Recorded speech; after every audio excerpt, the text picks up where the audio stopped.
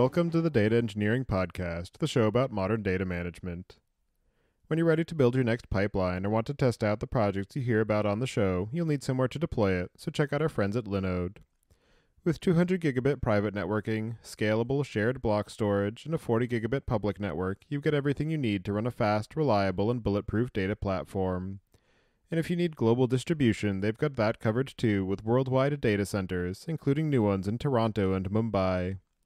And for your machine learning workloads, they just announced dedicated CPU instances.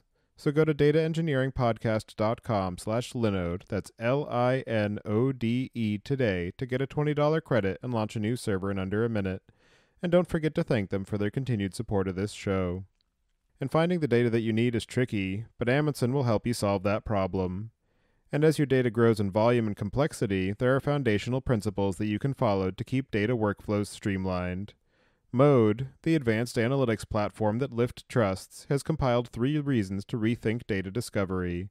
You can read them at mode.com/Lyft, that's mode.com/LYFT. And you listen to this show to learn and stay up to date with what's happening in databases, streaming platforms, big data, and everything else you need to know about modern data management. For even more opportunities to meet, listen, and learn from your peers, you don't want to miss out on this year's conference season. We have partnered with organizations such as O'Reilly Media, Dataversity, the Open Data Science Conference, and Corinium Intelligence. Upcoming events include the O'Reilly AI Conference, the Strata Data Conference, and the combined events of the Data Architecture Summit and Graphorum. Go to dataengineeringpodcast.com/conferences to learn more about these and other events and take advantage of our partner discounts when you register. And go to dataengineeringpodcast.com to subscribe to the show, sign up for the mailing list, read the show notes, and get in touch. And to help other people find the show, please leave a review on iTunes and tell your friends and coworkers. Your host is Tobias Macy, and today I'm interviewing Mark Grover and Tao Feng about Amundsen, the data discovery platform and metadata engine that powers self-service data access at Lyft.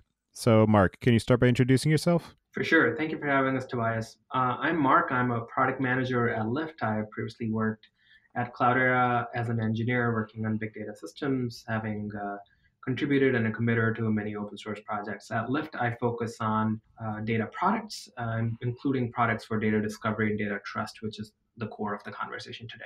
And do you remember how you first got involved in the area of data management? Yeah, it was by chance. It was I've been working in the big data space for a while, and I came to Lyft and was in this general space of data products, which is like what products can you build to make data users at Lyft more effective and productive. And during the course of user interviews and the speed at which the business was growing, that's how I really got into the space of data discovery and data quality. And Tao, can you introduce yourself as well? Sure. Thanks for having me. So my name is Tao. I'm an engineer at the data platform team. So I primarily working on the Amundsen projects, also on Apache Airflow, which is a workflow manager's system. So before my time at Lyft, I worked at LinkedIn on infrastructure, performance, and data related projects. And do you remember how you got involved in the area of data management? Mostly my time to get involved in data management is we see a pain point in the data discovery and data management, and we see a need to build something for the user to solve this pain point at Lyft. And so the Amundsen project has recently been released as an open source project, and you both have presented on it at a couple of different venues. And so I'm wondering if you can just start by explaining a bit about what it is and the problems that it was designed to address at Lyft. Yeah, for sure. Let's start with the problem. I think what was happening at Lyft about a few years ago was that the traffic on the Lyft app was increasing exponentially. That led to an increase in the amount of data that the organization had to store as well as to process. So that was the first problem of scale in the amount of data. The second problem of scale was the number of employees and people who were using data day to day to make decisions, drive the business forward, was also increasing exponentially. So there was a point in time where Lyft doubled in size every year. And that those two combinations of scale led to a problem where people who had been around for a long time contained tribal knowledge in their head around various different data systems, data sources in the company. And newer employees who were still very smart, effective individuals weren't able to have that context to do their jobs well. right? So that was one problem.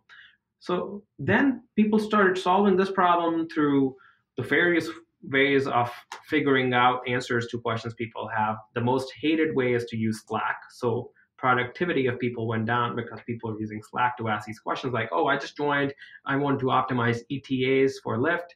Where do I find the source of truth for ETA data, right? And so someone will tell you something, hopefully a bunch of people will tell you the same answer, but many times different people will tell you different answers. And then you had to figure out the much harder question is this data trustworthy, right? And once you have figured out this data is trustworthy, then you had to figure out, okay, what's the right model for this table? Like, is it ETA at what time, right? Because you get ETAs shown on your app multiple different times. You get shown before you request the ride, after you request the ride, and so on and so forth. So you had to build this model of the data and figure out, do I join with something else? What keys do I use to join? And there was this whole problem, first of discovery and trust, and second of understanding. And that really drove the productivity of our data users down. And that was the problem we were trying to solve. We wanted to really have an experience, the equivalent of what Google is on the web, where you see relevant results really well on the top and you have a very quick, swift experience for search and discovery as you go. And we wanted to have that same experience at Lyft, and that led to a product called Amundsen. So if I may, I'll go into describing in just a very high level what that form factor is now, and then we can talk a little more about it later. So the form factor is you go in and there's just a search box where you can search for any data asset at Lyft, and you search, say you search for ETAs in the example I was sharing earlier, you get a list of different data assets. Now these assets can be tables. So these are tables or views in various different databases. And soon they will be dashboards as well. So you can see work that's been done in dashboards and other analysis or notebooks in this system. But later on in the roadmap, you will find it in various different other ways like streaming applications or Kafka topics and so on and so forth. But focusing on the table experience, you click on the table, you see all the information around this table. So the schema, the name of the table, the descriptions and the columns and the profile of the columns, so the min and the maxes and so on and so forth, the frequent users of this data, and then you see a preview of the data as well as a skeleton query on this data to kind of get you started. And the key point we wanted to keep in mind is that we wanted all, as much as possible, to be automated metadata, right? So no one is going and saying this is the right table to use. And we put a lot of thought into what kind of metadata and what kind of opinions do we need to form on top of this metadata in order for building that model of trust and serving that model of trust right from the very get-go. And one of the things that I'm curious about coming out of that description there is some of the internal vetting or quality control that goes into determining how a data set ends up being listed in the Amundsen catalog, and then any sort of ranking information or user feedback for being able to determine what the correct placement is based on any type of query that you might be issuing to find a given data set. Yeah, fantastic question, right? And I think we are on this scale, right? I consider curation where a BI engineer or data engineer is curating every single data model that's coming out and making sure it's high quality and it remains high quality all the time, to a place of complete chaos where you have so much data, it's growing in a more democratic fashion. Not everyone is aware of what all the places to go to are and so on and so forth. And I would say most companies are somewhere in that spectrum, right? And hopefully you're not on the chaos side, and I don't think a growing company can be on the curation side. So the examples that you chose, Tobias, for example, about the ranking, what Amundsen does is that it uses two axes for ranking. One is popularity and the other one is relevance. So when you type ETA, it matches ETA with a bunch of different fields within the table, the name of the table, the description of the table, the column names and the column descriptions, and the tags to surface all the things that match with the term ETA. But then it also ranks them based on popularity being the amount of SQL querying that happens on that table.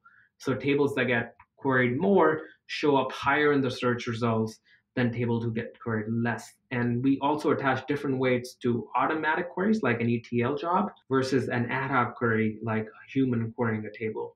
And that's how we started to build this intelligence around what is a good proxy for trust? And in this example we just quoted, it is the popularity or the amount of SQL queries that get written against a table as a measure of trust for that. And you said that before Amundsen came into production use at Lyft, a lot of the way that data discovery happened was just by word of mouth or knowing who to ask. And I'm wondering, at the time that you first started building Amundsen, what the landscape looked like as far as products or systems that were available for solving this data cataloging discovery problem, and what was lacking in those existing options that led you down the road of building something from scratch? Yeah, for sure. So at Lyft, there were a few attempts at solving this problem. There was a wiki page which had a page per table and somebody kept it up to date, but that was very hard to enforce and make sure it was up to date. The most common way was twofold. So for discovery, people would just ask on Slack, and it really depended on how mature your team had been formed, if the person who was leading that team or worked on the data for that team is still around. So if you're a new scientist, you will go ask other scientists in the team. Sometimes you had to figure out how this is instrumented, so you would go to the engineering team. There was just a lot of time being wasted in figuring that stuff out, and the tools people used were one of three. They used this outdated wiki page, they used Slack to ask these questions. And the last thing is they would go to various different sources of metadata themselves. So they'll go read the ETL code themselves or look at the Airflow DAGs and try to make the connection between the tables and the corresponding Airflow DAGs. And all that was super painful. Like what we learned is that people were spending 30 to 35% of their upwards of that of their entire workflow. And these people are hired to write ML models or write SQL queries. They spend all that time actually just finding out what is the right thing for me to use, what is the right thing for me to join. And in terms of the overall data ecosystem that Amundsen is fitting into, what are some of the source systems and downstream systems that you're integrating with? And I'm also curious how it compares to some of the other work that's being done in parallel. Most notably, that comes to my mind, is the Marquez project from WeWork. Yeah, so I'll help answer the first part of that question, and Tao has a lot more thoughts on the latter. In terms of the integration, Lyft is a very heavy S3 user, and this S3 data is then stored in the Hive Metastore. So we use Hive and Presto to access this data. So the topmost integration for us was with Hive and Presto, and essentially anything that used Hive Metastore, and that could be Spark and so on. That is definitely the case at Lyft. So that was the first integration we built. We also, as a part of the second integration, we can talk more about this later, we built integration of people. So essentially we have a graph of data and have nodes and edges in this graph, and then we have people added to this graph very recently, and so we integrate with our HR system to get that information in this table, in this graph as well. And in terms of what has happened more recently is after we've open sourced it, a lot of community members have started to use it and have contributed to various different data sources. So now we have integration with Postgres, which brings in integration with things like Redshift because it follows the same model. And then we also have integration with BigQuery from Google. And both of these are thanks to the amazing community members that we have. Yeah, I could take the questions to say compare like Amundsen with WeWork on its project like Marquez. Before going to that, let me do a brief introduction on the overall architecture of Amundsen and then see the comparisons. So Amundsen is more focusing on the data discovery perspective. So it has 3 microservices, like one front-end services for user to do the data discovery, and it powered by backed by 2 other backend services. One is called metadata services. The other is search services. Metadata services is very modularized and pluggable, so you could talk to any persistent layer. By default, we ship with Neo4j as a persistent layer, and the community contribute Apache Atlas proxy to be the persistent layer for this metadata. And the third service is the search services, which power the search query run by the front-end services. So to compare with Marquez from WeWork, so my understanding of Marquez project is Marquez is a metadata project focusing on metadata, data governance, and it's more lying in the scope like similar to Apache Atlas. So In this case, if we could have a proxy layer to talk to Marquez, it's possible to use Amundsen with the Marquez as the backend engines. And you mentioned the overall architecture of how Amundsen is currently implemented, and I'm wondering how it has evolved since you began working on it and some of the primary assumptions that you had going into the project that have been challenged or updated in the process of building and using it. To talk about like how Amundsen architecture has evolved, we started this project like last year around April or May, and Amundsen, initially, we have done a lot of architecture discussion, and we come down into a 3 microservice architectures, like the front-end services, the metadata service, and search services. And we decided to use the pool approach to get the metadata. For that, we built a generic data ingestion library called Data Builder, which we implement the interface and which we could talk to different kind of metadata sources. You could talk to BigQuery, Postgres, Redshift, or Hive. And we start with Hive because Hive is the most used data system at Lyft. And since then, the overall architecture stayed the same, but the implementation changed quite a bit. For example, initially, we want to keep in sync between Amundsen, the metadata stored in Amundsen with the upstream source.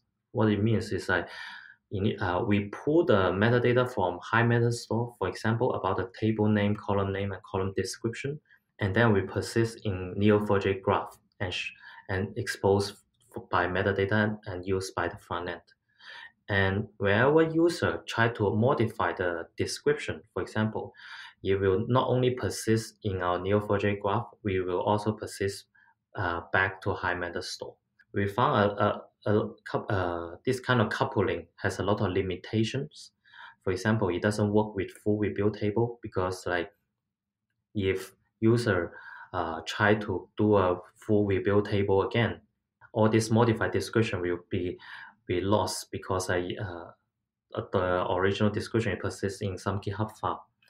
And second change we did is like initially we start with a pull model to get the metadata. Now we evolve into a pull and push mixed model.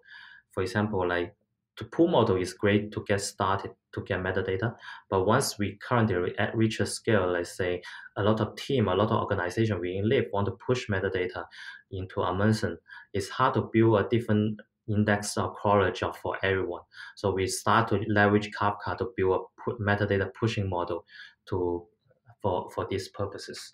And for being able to populate the metadata store, you said that you're using this Kafka engine. I'm wondering if you can just talk through the overall life cycle of maybe a new table being created or a new data set being published, and then how that would flow through Amundsen to be discoverable, and then the workflow on the other side of somebody using Amundsen to be able to find it, and then any assistance that Amundsen provides in terms of being able to specify the connection information for somebody to be able to then just start querying that information. So the workflow at Lyft is typically is that wherever analysis, for example, they try to create a data set, or data engineer, they try to create a data set, they will start with certain prototyping on their personal schema, write their own SQL using certain BI tool like Mo, Tableau, or Superset to get the SQL query running, get the expected data format, data model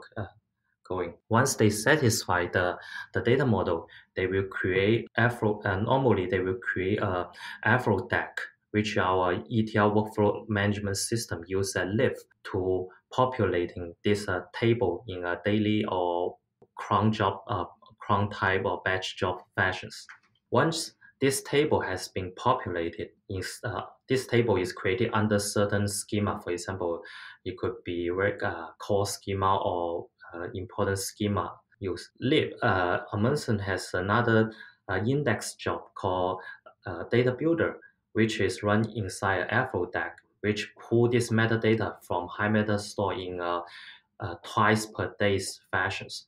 For example, once this table has been created and shown as a record inside Hive meta store, once our Data Builder is running, it will pull this record from Hive meta store and index persist this information into Neo4j. So Neo4j is a graph database. It will create certain graph node. For example, you have for table name, you create a table node. For column, you create a column node, build certain relationship, so on and so forth. And once this table has been created, you will build a search index to make sure this table could be searchable from the front-end service. Once this index job has been finished, meaning like this table is available for Amundsen user to consume. When user go to Amundsen UI, they search their table based on their relevancy and popularity.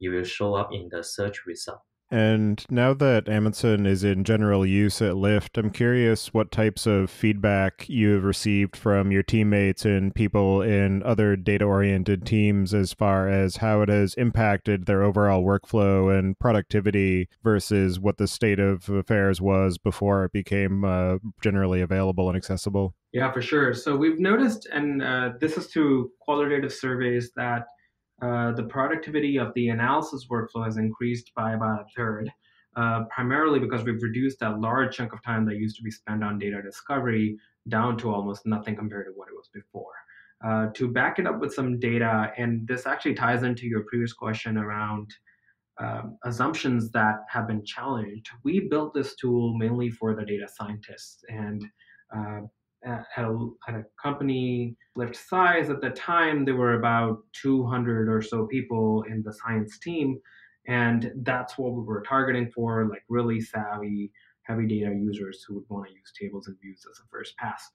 What we've learned is Amundsen now has weekly active users of over 700 people, right? So these are people who have, because of us democratizing data, wanted to use more and more data. And that's been a huge assumption challenge for us in a good way. And we are seeing that adoption number as a good proxy for people loving this tool. We also measure CSAT both through within the tool as well as through a quarterly survey, and that CSAT has been high, over 9 out of 10.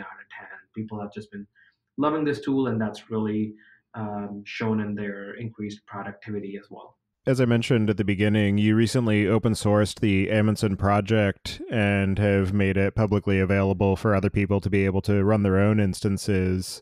And I'm wondering what the motivation was for releasing that publicly and how much effort was involved in cleaning up the code base to make it accessible to the public without having too many internal assumptions about how it was going to be deployed and the systems that it was going to be interacting with. Yeah, for sure. Actually, this ties back to how we made the decision to build Amundsen from scratch. And I think that's a good topic to cover as well. When we were really looking for an experience where you could discover and trust data really quickly. And we looked at vendor products, things that had been built in the past and that were available off market. So examples were Alation, Cloudera Navigator, and so on. We looked at closed source tools that companies had built for solving similar problems. In that category was Airbnb's data portal. Facebook had a tool called iData. We looked at open source tools in the same space as well. So that was Apache Atlas, as well as Marquez pretty early on. Actually, Marquez didn't exist back then. It only started much later. But Apache Atlas, as well as LinkedIn's Warehouse. So we looked at all these tools, and we were looking for that experience where you could discover and have very little curation, human curation of data required, and figure out really quickly and nimbly what it's that you're going to trust, and then have a vision for including people in the graph as well as dashboards and Kafka topics and schemas and so on. And we found that experience there was much to be desired in that experience and in all those options. And that's how we decided to build something. We also have learned and gotten a lot from open source, both in our careers as well as in our organizations. And we wanted this to be an open source standard for doing data discovery. So we knew from very beginning we wanted to build Amundsen not just for Lyft, but for everybody else who's solving the same problem. So we wanted to do it in open source. And that's why when Tao talks about microservice architecture and the repositories, we do all our development in the open. We don't have a fork within Lyft and outside of Lyft that we try to cap. We have an overlay of repositories that we do just for our custom configuration. The important point being that we really reduced the amount of cleanup that was required later on when we wanted to go open source with it. And do you have any sense of the level of coverage that you have for the overall data that's available within Lyft and what's represented within Amundsen? And I'm wondering what the process is for being able to find any other remaining data sets that aren't present, or if there have been any issues as far as the data not being able to be easily represented or accessible to Amundsen for cataloging and surfacing for other people to discover. Yeah, so broadly speaking, we can define the data at Lyft in two categories. One is the online stores, which power the Lyft apps that you see. These are powered by databases like Dynamo and Mongo and so on. Then there's the offline store, the world that we all hang out more in. So these are your analytical systems, and of those we have Hive and Presto. We have an old Redshift cluster. We have Druid. We have BigQuery installation. And so those are the systems that are in the offline store. So Amundsen has historically focused more on the offline world. So it doesn't cover databases, the NoSQL style databases in the online world. In the offline world, we have built integrations as we were talking about earlier. We now have integrations for Redshift, Hive, and Presto, the S3 world, as well as for BigQuery. And we have indexed all those data. We are sometimes selective if we know some schemas are just temporary schemas or personal schemas. We are very selective about them, and we never bring them to Amundsen. But in general, we have a pretty large footprint. I don't know if I have a percentage number for you to quote, but that's the way we think about the coverage of Amundsen. Tao, do you want to add anything? Sure. Yeah. So Amundsen, as Mark mentioned, is like Lyft has a lot of heterogeneous data sources like BigQuery, Druid, Postgres, Hive, Redshift. So we try to build our vision is like try to build a comprehensive data map for all the data sources. Also like bring relevancy to the user. Like for us, we try to index all the relevant tables for users. So also for compliance purposes, like we already index all the managed schema within Hive, so that you could be not only used by the user, also using by compliance auditing purposes. And that brings up another interesting question as far as how you determine whether or not a given data set should be surfaced to somebody based on compliance or regulatory reasons, or just what the general access control is for that data set.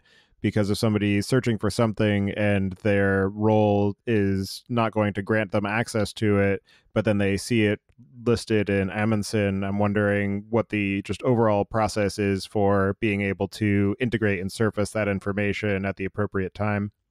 That's a great question, and we have an opinion about that. We feel that discovery of data sets at a high level should be available to all. Accessing some higher level of high granularity metadata around data sets. So this would be example of distinct values or seeing a preview of the data or accessing the data, of course, depends on the data set and should be limited to those who only have access. So the approach that Amundsen has taken is that it will get metadata and allow you to search for whatever you want to search for, regardless of whether that's privileged or not. And then once you get to a table that's privileged that you don't have access, it delegates that access control to another component superset for us. And only then are you able to see, based on your access controls, the preview of the data or be able to query that data. And the nice benefit we've seen from this is historically what used to happen is people would want to see if this is the table they should ask for access for, but they can't know that until they request access. So they request access, find that that's not the right table for them to use, and then they start discovering more tables and then getting access and trying to figure out if now this new table is the right table for them to use. So that became a chicken and egg problem. And we try to solve that with Amundsen by saying, discover, you can figure out that there is a table out there which is described this way. But if you do want to go further and actually start using this table, this is now when you start requesting access. And what have been some of the other types of feature requests, either internally or externally, that you have been most intrigued by, and some of the ones that you have consciously decided not to implement and that are out of scope for Amundsen? Yeah, so the core feature set was around discovery and trust of data, and that has gone really well both at Lyft and the open source community. We see a few feature requests in that application, and those are around additions to the graph. So, as I was talking earlier, we've added that node. Previously, there were nodes for tables. We've added nodes for people, and that was a very big request within Lyft because when you join a team, if I join Tao's team, I got to look up Tao and I can see what tables does Tao access every day, which ones has he bookmarked, and which ones does he frequently use, right? And so that information is all again populated automatically, and it helps me get up to speed really fast. So that was a pretty popularly requested feature at Lyft. Few features that have been requested in the open source community and are also relevant at Lyft are lineage. So you can see various kinds of use cases come through for this. An example would be you can figure out if two tables are exactly the same thing, or if you're going to change one table, which tables is going to impact downstream. So a lot of data engineering use cases showing up. Then the next one in the line is dashboards. So you can currently search for tables and people, but people want to see what previous analysis has been done. So maybe because they can learn from that work, or maybe they don't even have to do the work because someone else has already done that. And that's the next feature that's currently in scoping phase right now, and we want to add. But I want to stress that that's just one application, that application of data discovery and trust. And our vision for this project is that we've actually gathered a whole bunch of metadata, which has become holy grail for a lot of applications.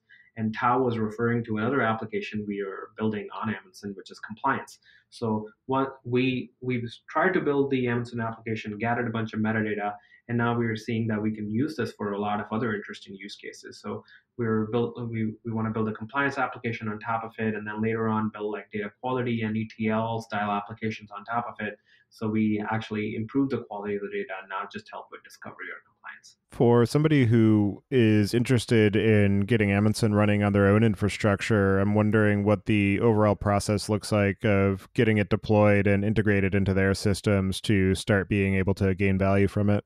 Sure. So first of all, Amundsen, we want to be easily accessible or for everyone. So when we open source, we create a lot of document about how to install Amundsen and using our quick start guideline. And we provide a sample script for user to ingest certain dummy data and ingest and persist into the Neo4j graph as showing into the front end to give people a feeling. Once user is understand like this whole system like has 3 microservices and a data builder ingestion library, they quickly change this setup. Like for example, this sample loader script to using based on their metadata based on their data environment. Like say if they using Redshift mostly, they could change to use a Redshift extractor to get the metadata for Redshift and persist into the Neo4j graph. And for Quick Start, we provide like a Docker Compose, which allow you to bootstrap using Docker container, but you could easily kind of deploy and install using others like AWS ECS or directly deploy in native EC2 instance. That's also doable. And what have you found to be some of the most challenging aspects of being able to build and maintain Amundsen and support it as you integrate it into more systems and start feeding more data and workflows through it? Sure.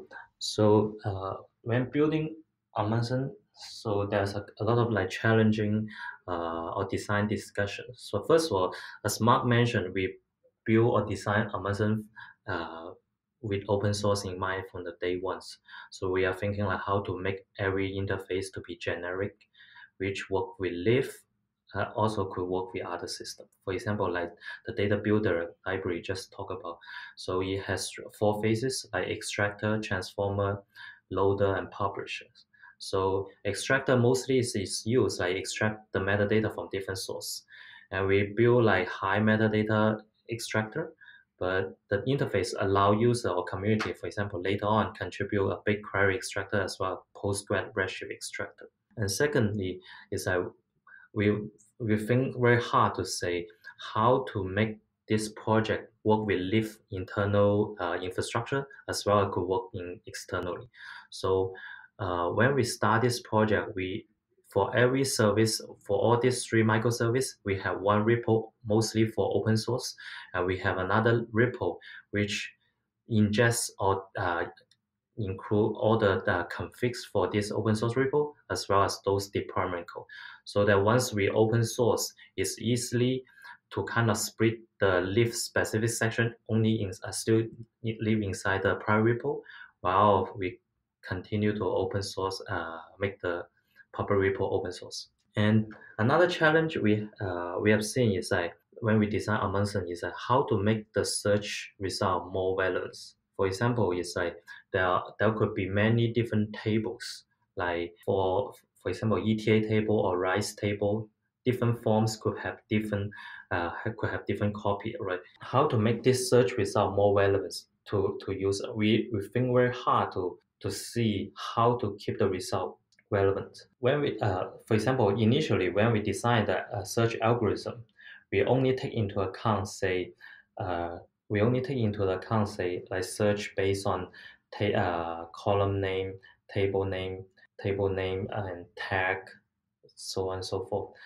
And we found that actually when user try, this table hasn't been used a lot, it doesn't have much usage. When they type the raw table name to search, it didn't show up in the search result in the first few pages, because like we initially ranked all the result based on their usage. Then we improve the search ranking, saying if the user try to search with the actual real table name, the search ranking will be put up, so that like even this table has been seldomly used, it will still show up in the first page, so that user could find it out instead of like the later page in the initial versions. Another like challenging way where we build Amundsen is like because we use Neo4j graph database to as a persistent layer. How do we design a data model to fit into this data discovery? For example, like we have like table node. As Mark mentioned before, we have table node, we have a column node. Later on, we add a Amundsen people, which we have a user node. How do we design, let's say, make column node as a separate node instead of putting inside as an attribute for this table node? We make a lot of this kind of a design decision. Now we are the reason we have different separate nodes in this case is because we want to make the graph traversal much faster. For example, we want to say once we go to a table node, we want to figure out what are the column nodes. It's just one hop to see all the columns in.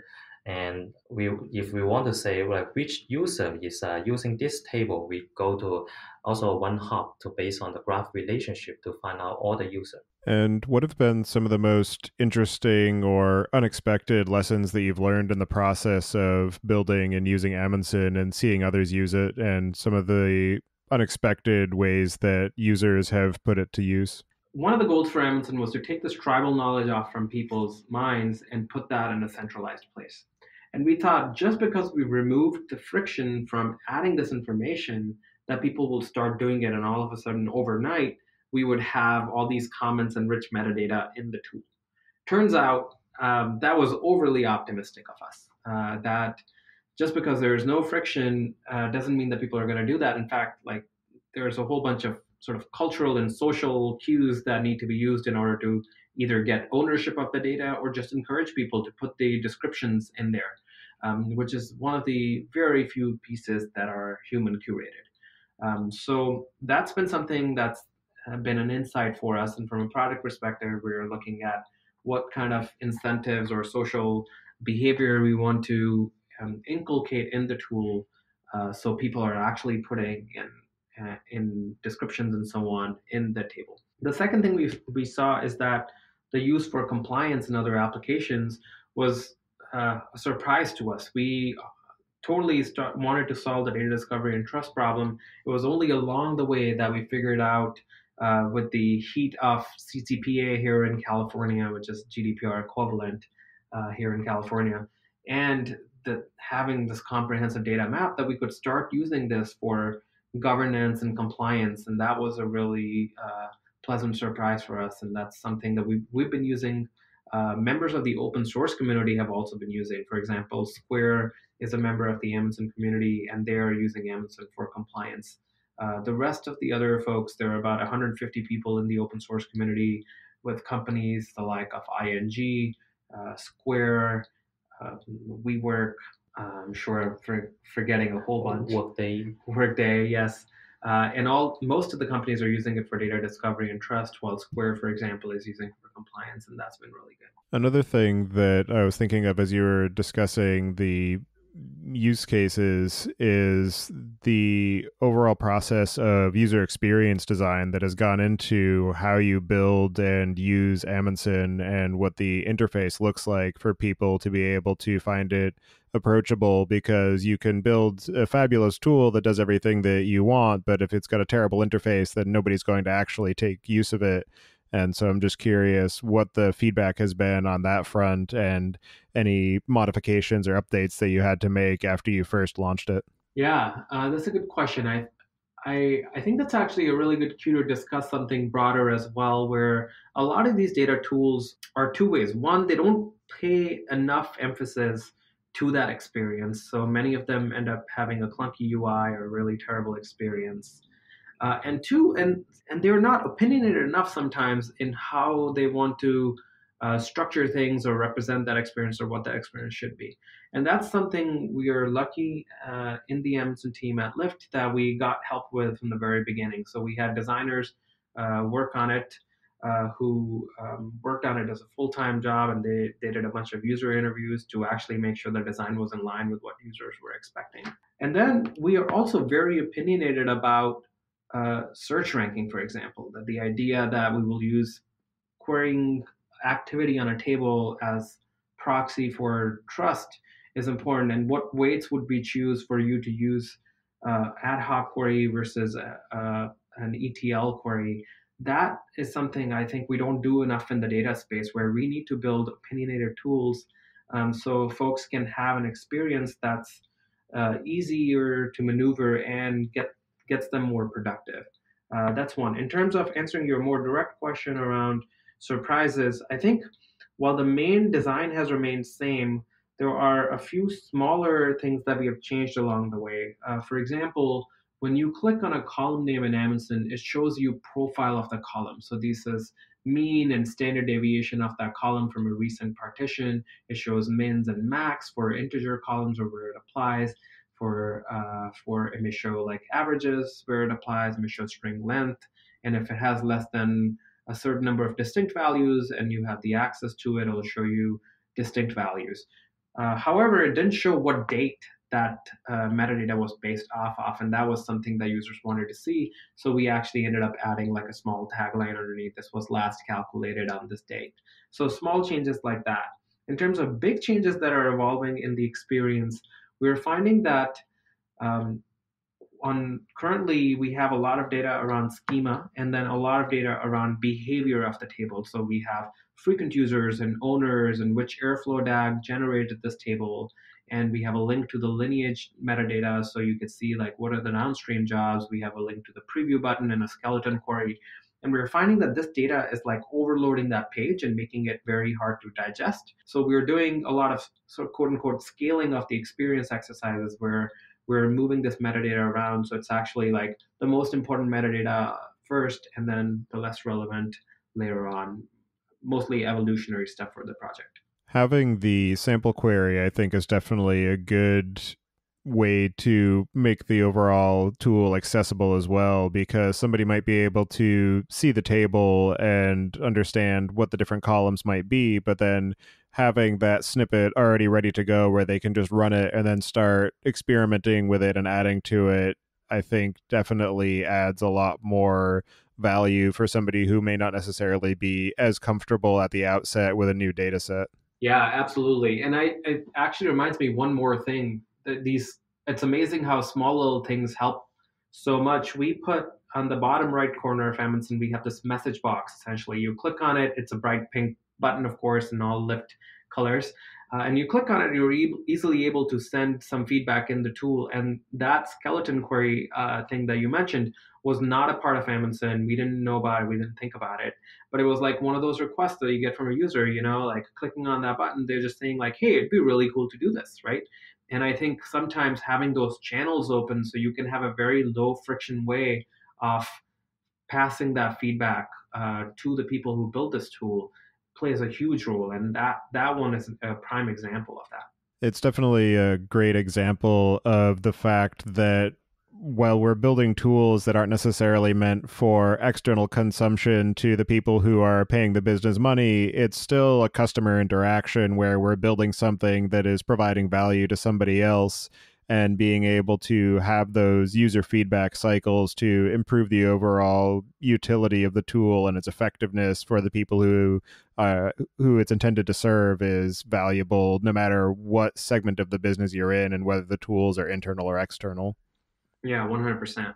So what do you have planned for the future of Amundsen? Yeah, so I classify this in various applications that are built on top of metadata. The first application is data discovery and trust, and we have lots to do there.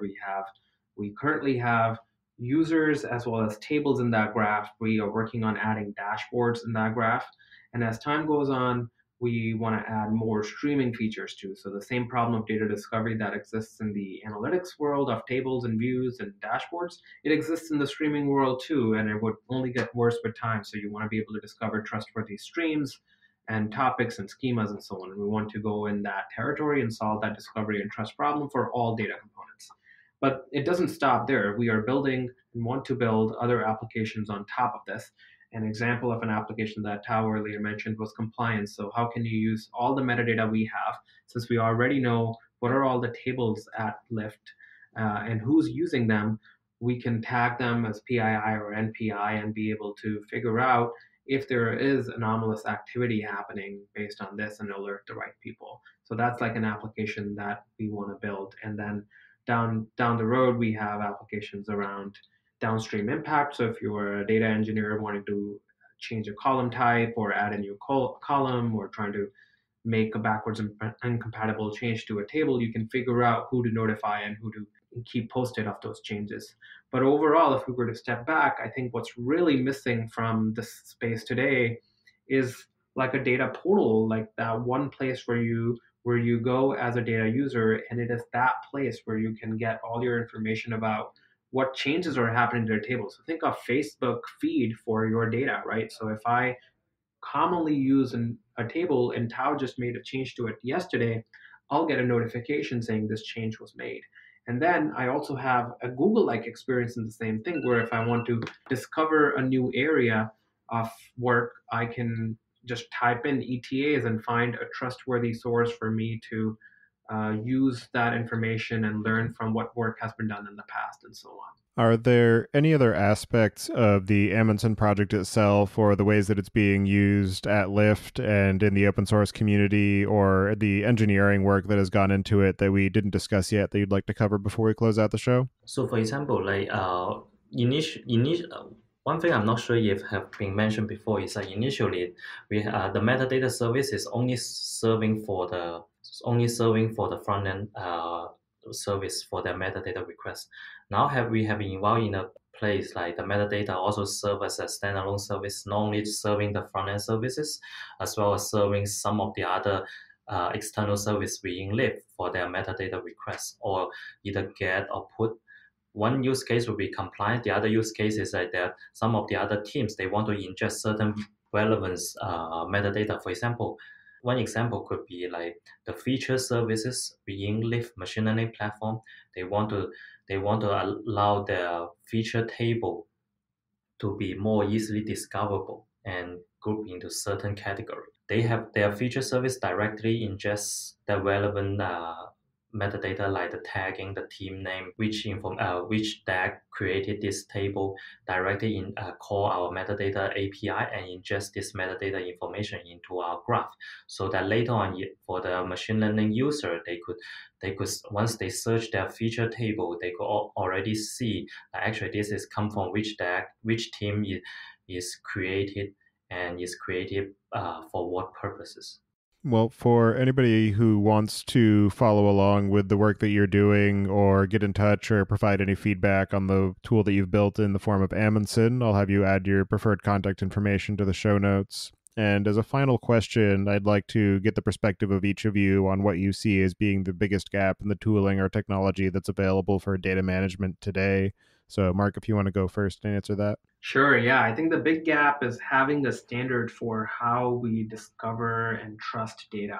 This is crucial to the experience of data users, that they are always up to date on what's happening in the organization. They have a trustworthy way to figure out if this is the right source for them to rely on for making their decisions. And then expanding on this metadata engine and building applications and making metadata this holy grail of whether it's discovery or compliance or downstream impact analysis, like making metadata the holy grail for this experience.